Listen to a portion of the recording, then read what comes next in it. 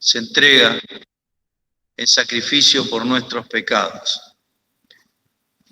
Como hemos dicho también en otra clase, hay muchas preguntas que se nos ocurren. ¿Por qué el Señor separa a los discípulos, forma dos grupos? ¿Por qué se va solo y les dice que oren con Él? Quizás son cosas que no las vamos a saber con certeza hasta el día que podamos preguntarle cara a cara. Pero sí podemos decir que estos tres discípulos que el Señor llama aparte, deja a los 8, ya Judas estaba en otro lado, deja a los 8 y él los lleva un poco más adelante a los hijos de Zebedeo y a Pedro, y luego él se aparta como un tiro de piedra para ponerse a orar al Padre.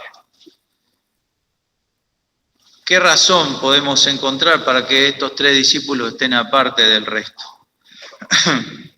Se nos habla que dos de ellos, los hijos de Zebedeo, pidieron al Señor que le diera un lugar preferencial en su reino, uno a la derecha y otro a la izquierda. Inclusive se nos cuenta que mandaron a su madre a que hablara por ellos. Fueron los tres, la madre y los dos hijos. Y el Señor les respondió, ¿qué le respondió el Señor?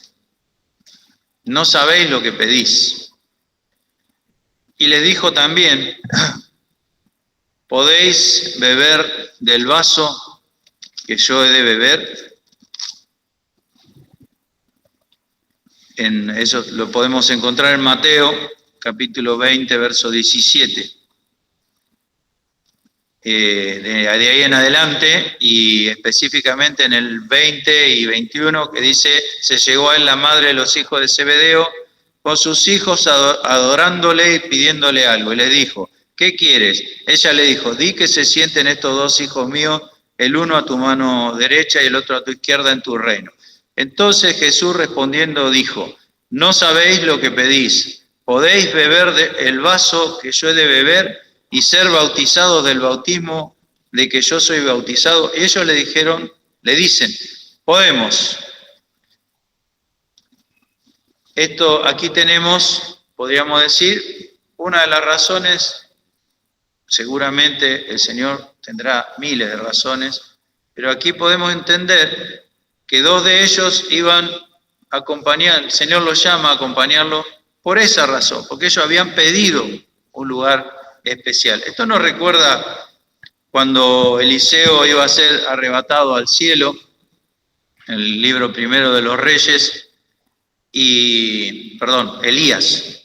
Y Eliseo le pide que le dé dos partes de su espíritu, digamos.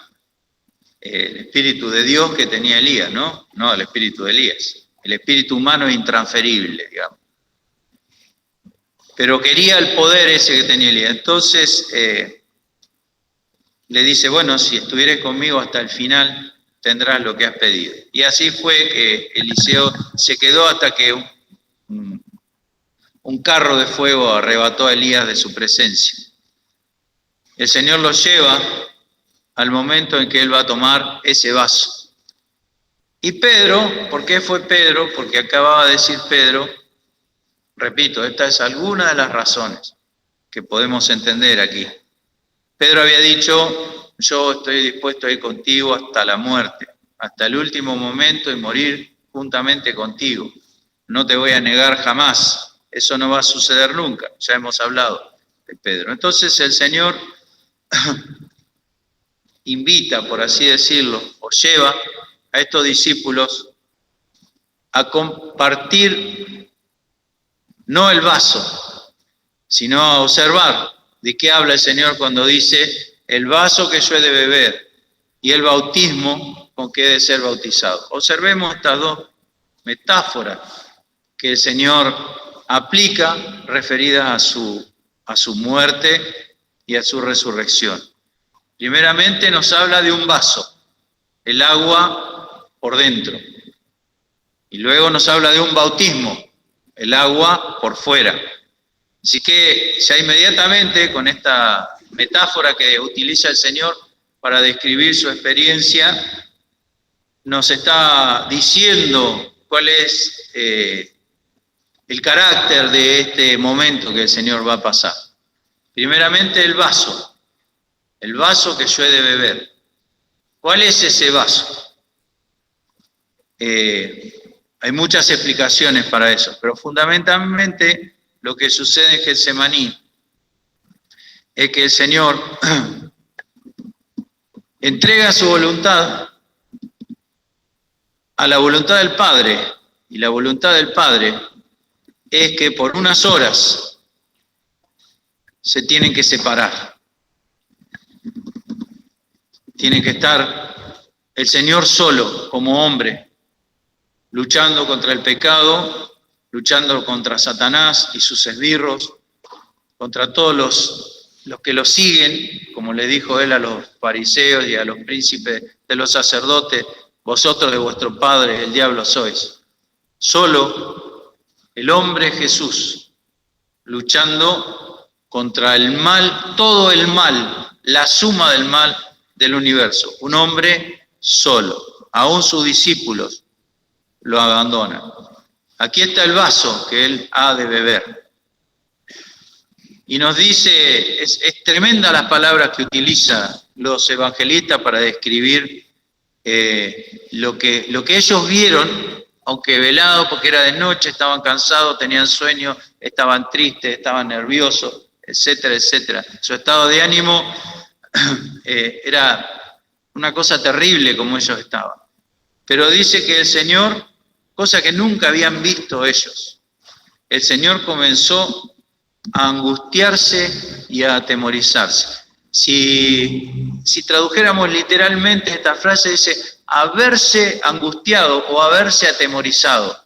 Es decir, ellos empezaron a ver que el rostro del Señor había cambiado completamente a lo que ellos estaban acostumbrados. Imagínense la seguridad que les transmitió siempre el Señor. ¿Por qué teméis? ¿Por qué no tenéis fe? El fuerte y valiente, como dice el Salmo 24. Aquel que no tenía miedo de nada. Aquel que podía desafiar a los eventos meteorológicos y dominarlo. Aquel que podía, ante una multitud que intentaba apedrearlo, pasar por el medio e irse sin que ni siquiera percibieran que estaba haciéndolo. Aquel que tenía una seguridad absoluta en la relación con su padre, de golpe empieza a verse atemorizado. ¿A qué le puede tener miedo? Este hombre que ellos mismos se preguntaban a cada momento: ¿qué clase de hombre es este? Que aún los vientos del mar lo obedecen. ¿Qué clase de hombre es este? Nunca habían visto a alguien así. Nadie jamás ha visto a alguien así. Nadie, por más valiente que sea, ha sido tan valiente como Jesús, el hombre, el fuerte y valiente, el poderoso en batalla. De golpe empieza a verse atemorizado y angustiado. El gozo que lo caracterizaba, la seguridad, la valentía, desaparecen de su rostro y ellos lo ven así. ¿Cómo queda el corazón de los discípulos cuando ellos tienen esta tremenda visión de Jesús en la agonía de Getsemaní? Y no era el miedo a la cruz, como dicen algunos blasfemos. No era el miedo a la cruz, jamás lo fue. Yo para esto he venido, decía el Señor. Esta es mi obra, me conviene hacerlo. Esa es la voluntad del Padre. Pero había algo que lo atemorizaba y lo angustiaba. Y era el momento de la separación. Y así debía ser, porque si nos ponemos a pensar, ¿que acaso había dos voluntades, la del Padre y la de Jesús? Que se haga tu voluntad, no la mía. ¿Cómo es eso? ¿Que hay dos voluntades? debía estar la voluntad en el Hijo de no querer separarse, debido a su perfecta santidad, amor y comunión con su Padre. Esa voluntad tenía que estar. De otra manera, hubiera sido terrible si a él no le hubiese costado nada separarse de la comunión con su Padre. Se lo tiene que arrancar, cercenar, porque no hay nada que pueda impedir esa comunión. Sin embargo, el Padre, en su plan eterno y divino, ha decidido que a través de su separación nosotros podamos ser juntados y tener comunión con el Padre y con el Hijo, como dice uno de los testigos presenciales, Juan, en su primera carta. Tenemos comunión con el Padre y con el Hijo. ¿Cómo poder entender el sentimiento interno de Jesús? Es inmensurable, es imposible de entenderlo, y menos con nuestros corazones y mentes pecadoras, caídas, falta de luz. Yo he pensado, mientras leo esto, porque esto uno, como he dicho la otra vez, cuando lee esto uno debiera estar de rodillas, debiera sobrecogernos el temor, la reverencia, al ver esta escena descrita por estos discípulos. Y el Espíritu Santo, que es el que habla y hace escribir, de los dolores del Cordero de Dios, de Jesús, el hombre, luchando contra el mal del universo, contra el diablo, sus ángeles y todos los hombres pecadores. Piensen ustedes, hermanos, yo lo traté de entender así. Piensen ustedes, creo que acá somos todos creyentes. Creo que acá todos conocemos la experiencia de la salvación. Todos podemos recordar ese momento en que nos pusimos de rodillas delante del Señor, sin ninguna excusa. Señor, soy lo que dices que soy un pecador, estoy perdido delante de ti. Y ahora vengo, Señor, reconociendo mis pecados para aceptarte como mi único y suficiente Salvador. Y el Señor entró a nuestro corazón y nos hizo una nueva criatura y nos dio la seguridad absoluta por la fe de una salvación que no dependió de nosotros, sino de la obra portentosa y única. Jehová fue conocido por el juicio que hizo, dice el Salmo 9. Nos dio la seguridad de la salvación basada en los méritos de Jesucristo. Y ahí se cayeron nuestras cargas, se cortaron nuestras cadenas. Ahí sentimos y vivimos no solo la seguridad de la salvación, sino la liberación de nuestras cargas. Desde ese día cambió nuestra vida. Desde ese día fuimos otros. Ahora piensen, hermanos, para poder entender una milésima de lo que está pasando ahí en esa escena del Hijo orando al Padre. Piensen esto. Piensen que hoy viene Dios y nos dice, permítame este ejemplo, así traté de entenderlo.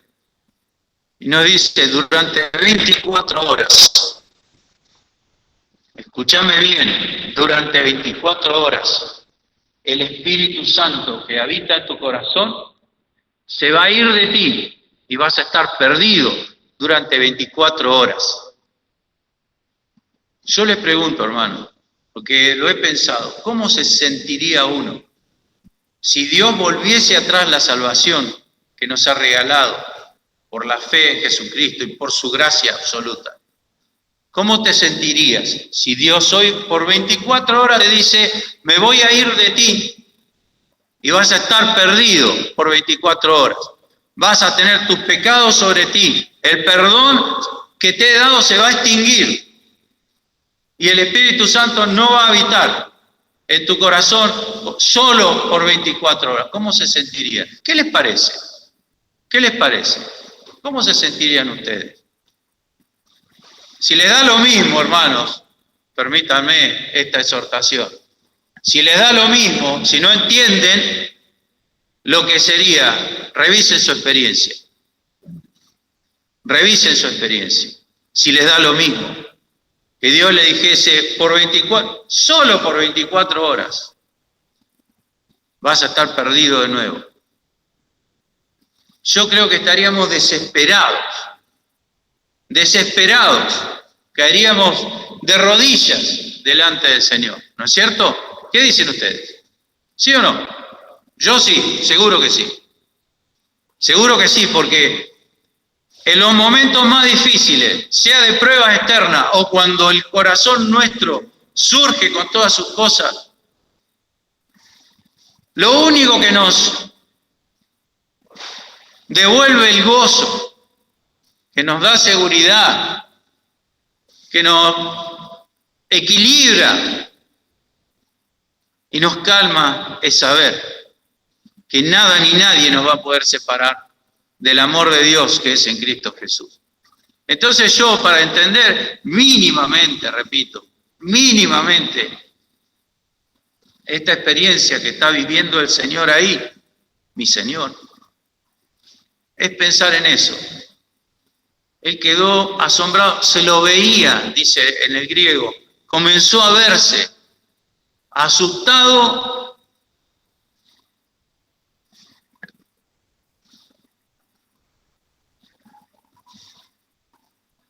Voy a buscar el texto porque usa dos palabras. Angustiado y atemorizado. ¿Por qué? Porque a él sí le iba a pasar eso. Él sí se iba a tener que arrancar la comunión perfecta que tenía con su Padre. A él sí le iba a pasar. Entonces, si yo quiero saber cuánto vale mi salvación y cómo debería estar yo todos los días de mi vida con respecto a esa salvación que Dios me ha regalado, como dice el himno, venid al jardín donde Cristo ahora ha entrado. Ese himno es preciosísimo.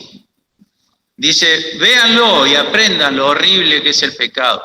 No se vayan de ahí, en otras palabras, no se vayan de ahí hasta haber de Dios aprendido, que Dios me enseñe lo que sucede ahí. Para que yo, aunque sea un poquitito, lo pueda entender. El vaso. ¿Podéis beber del vaso que yo he de beber? Los discípulos, hijos de Zebedeo, sí, podemos. No tenían idea. Y el Señor les dice en Lucas, versículo 46, ¿por qué dormís? ¿Por qué dormís? ¿Por qué estás durmiendo? Levantaos y orad que no entréis en tentación. ¿Por qué duerme la gente? ¿Por qué dormimos nosotros? ¿Cuál es la razón de que La razón natural es que el cerebro necesita descansar, lo mismo que el cuerpo. Pero a veces hay otros sueños. A veces, dice el versículo 45, los halló durmiendo de tristeza. Ustedes vieron cuando la tristeza embarga el corazón, cuando parece que no hay esperanza de nada, cuando parece que está todo perdido,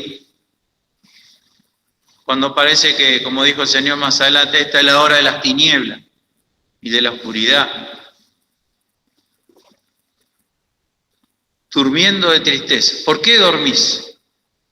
Dice el Señor. Es una pregunta que nosotros deberíamos practicar para responder. ¿Por qué estamos? Y no hablemos solo del sueño, como dijo cuando resucitó a Lázaro, Lázaro, nuestro amigo, duerme. Ellos pensaban que hablaba de reposar del sueño. No es solamente hablar de reposar del sueño, sino de ese sueño, como dice también Efesios. Es hora de despertarnos de ese sueño que nos aparta, que nos hace perder todo, del sueño de la tristeza.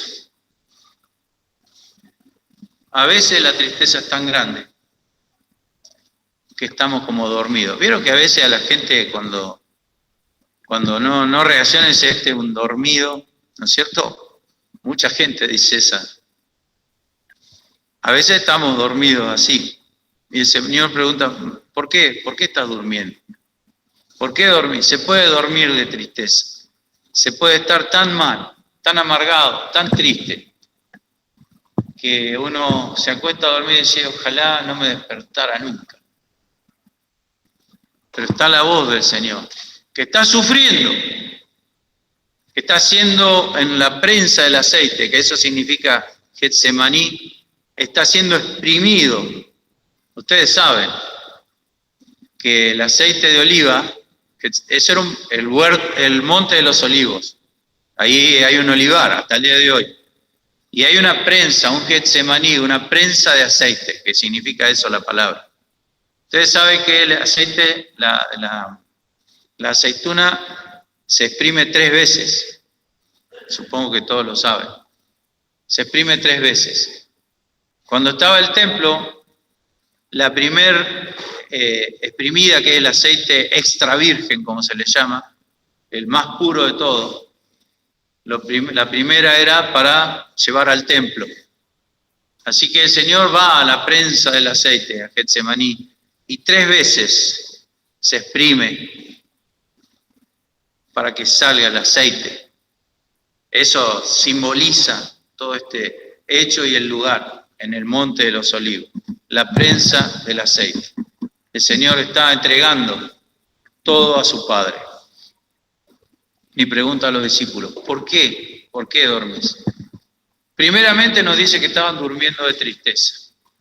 Pero hay varias maneras de dormir, no solo de tristeza. El Señor los advierte, la carne enferma, el espíritu está presto. Ustedes pueden tener todas las ganas, pueden tener toda la disposición, pero no olviden nunca que la carne está enferma. Y nosotros no debemos olvidar nunca eso. El apóstol Pablo decía en Romanos capítulo 7 que él encontraba una ley en sus miembros que se rebelaba contra la ley de Dios, y no era el sol.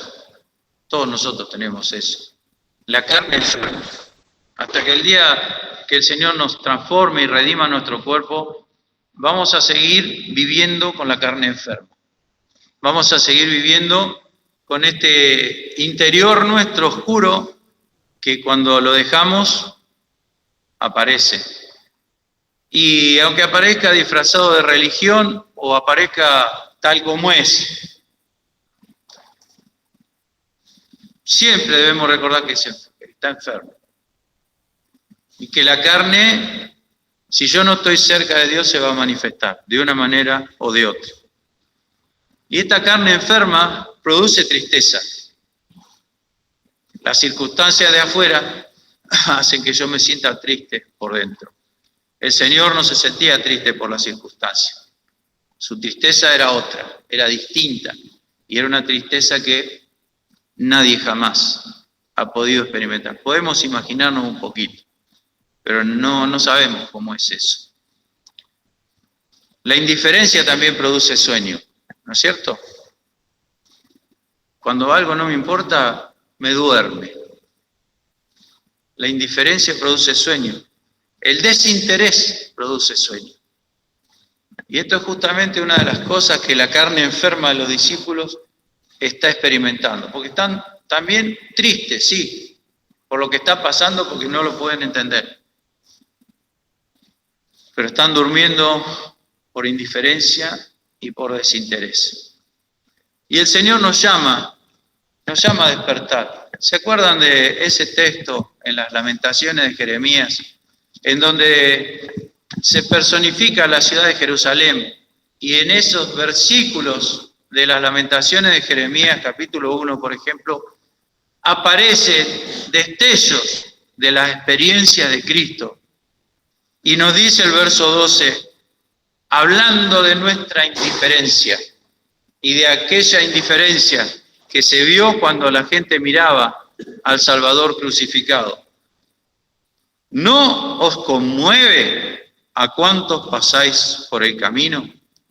Mirad y ved. Quiere decir, no solamente mire, presta atención. Mirad y ved. Si hay dolor, como mi dolor que me ha venido, porque Jehová me ha angustiado en el día de la ira de su furor. No hay, dice, vayan y miren con atención si van a encontrar alguna vez un dolor como este que yo estoy padeciendo. Las profecías del Salvador, las profecías del Mesías. Pero pregunta el Señor, ¿por qué dormís? Y en la profecía a través de Jeremías dice, ¿no os conmueve? ¿Seguimos con la indiferencia? ¿Seguimos con el desinterés? ¿Seguimos como si nada sucediera? Así estaban los discípulos, estaban tristes, pero también estaban desinteresados por lo que estaba pasando porque se dormían. Ustedes observen nuestra naturaleza como es. Cuando algo nos interesa, cuando algo nos preocupa, cuando algo nos produce cierta excitación, aún cosas buenas, no dormimos, nos cuesta dormir. Yo recuerdo de niño, disculpen el ejemplo que voy a dar, de niño era muy dormilón, siempre me tenían que levantar, yo solo no me levantaba. Había un día en el año en que yo no era dormilón, que me desvelaba y madrugaba tempranísimo, el día de Reyes, cuando me hacían el regalo de Reyes. De hecho, hasta que fui más grande, creí haber visto a los Reyes. Seguro que era mi papá que andaba poniendo los regalos arriba de los zapatos. Pero pensaba en esto, cuando a uno le interesa algo, no se duerme. No se duerme. Tenemos que viajar y estamos ansiosos, algunos nos produce ansiedad viajar. No nos dormimos, damos vuelta en la cama, pero no nos dormimos. ¿Por qué se duermen los discípulos? No solo la tristeza, la indiferencia. La indiferencia también produce sueño. Cuando algo nos aburre, nos quedamos dormidos. Nos pasa, pongan ustedes los ejemplos, cuando algo me aburre, yo me duermo. También estos discípulos estaban cansados. Era tarde, casi la madrugada. Nos dice el Salmo 19, anticipéme al alba. Así que eran momentos antes de la mañana. Y ellos estaban muy cansados. Y por eso dormían. Y es natural.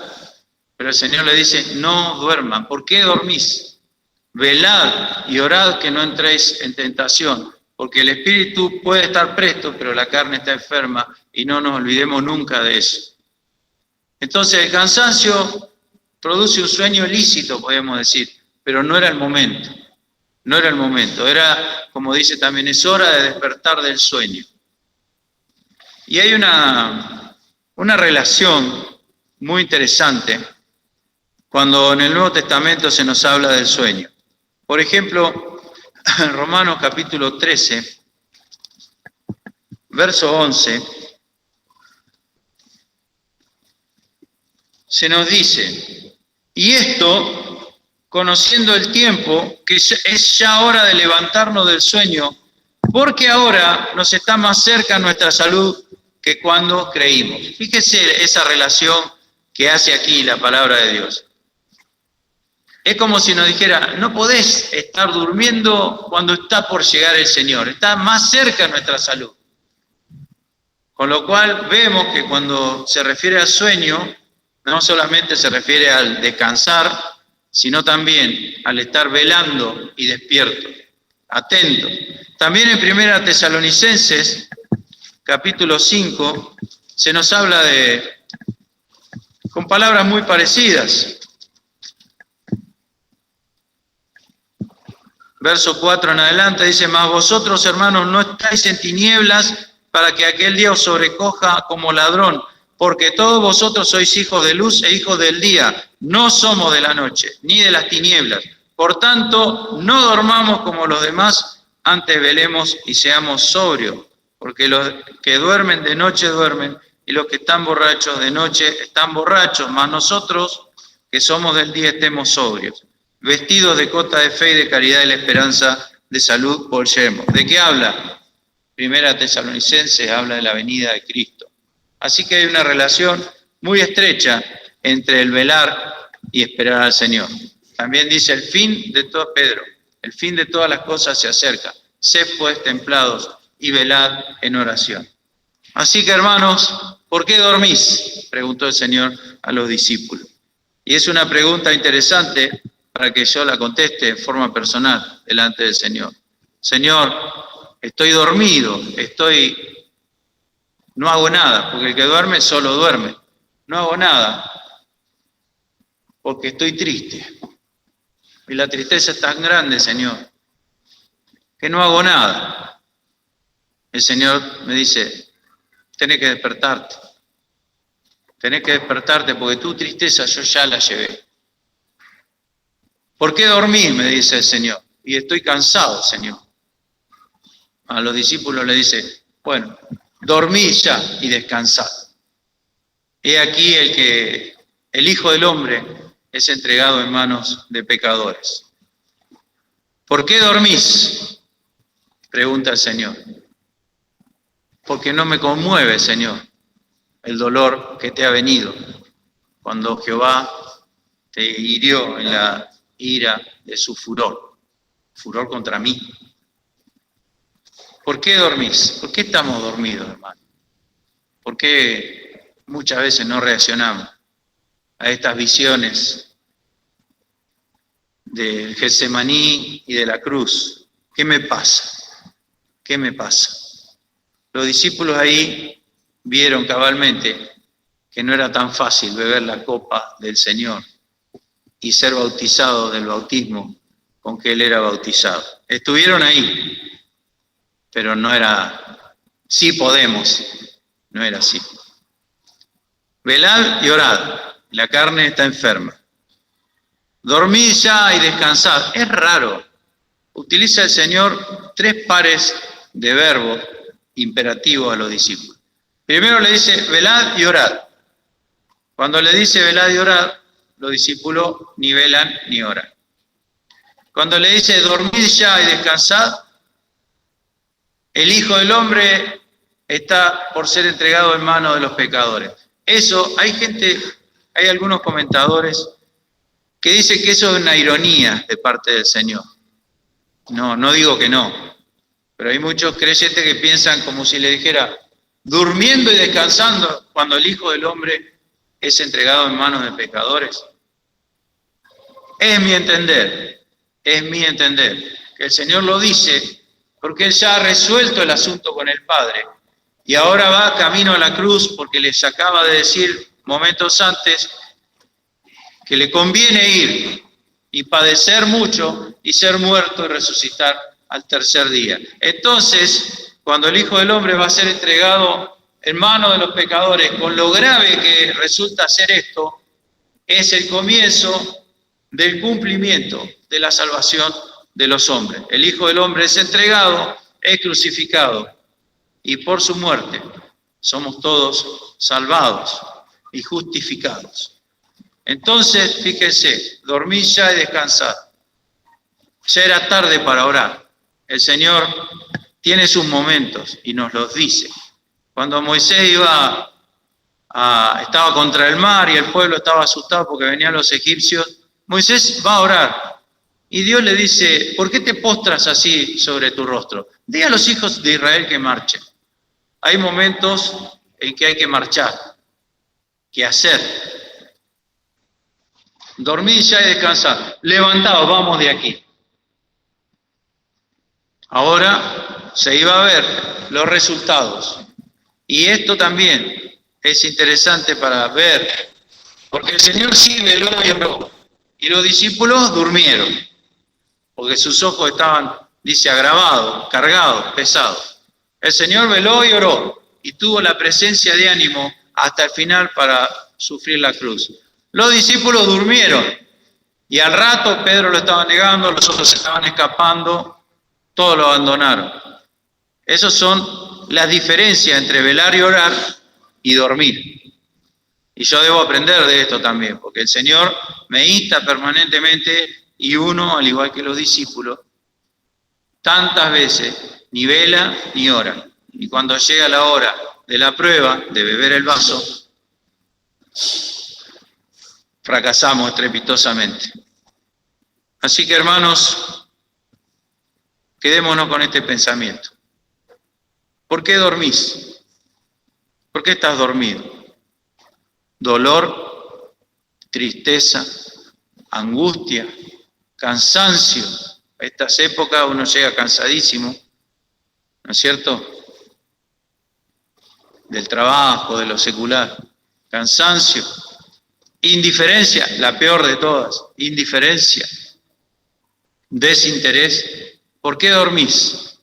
A todas esas situaciones de nuestra carne enferma, el Señor dice: levantaos, velad, orad, que no entréis en tentación.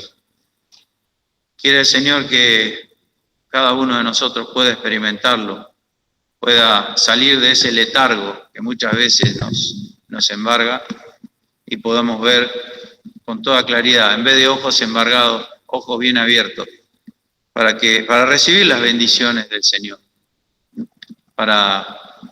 Ellos se perdieron la oportunidad. Está bien, estaba así previsto, Dios sabía lo que iba a pasar, pero se perdieron la oportunidad de estar velando junto con el Señor.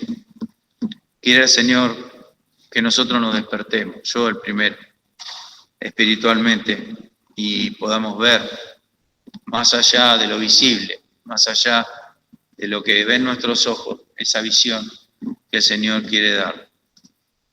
Que el Señor nos bendiga, hermanos.